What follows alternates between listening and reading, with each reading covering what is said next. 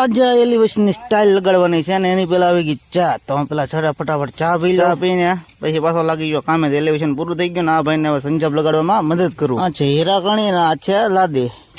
પછી આવી ગયો મોરારી હનુમાન મંદિરે. તો આ શનિવાર હતો તો બધા છોકરાઓ ત્યાં જુઓ નાસ્તો વેચતા હતા. શનિવાર છે તે હનુમાન દાદાએ અને ના પડે તે વોટર પાર્કમાં નાવા જતો ને હવે થઈ ગયો ને ખર્ચવું હોય. આનું પાણી સારું હોય હવે ખંજવારા કરતું હતી.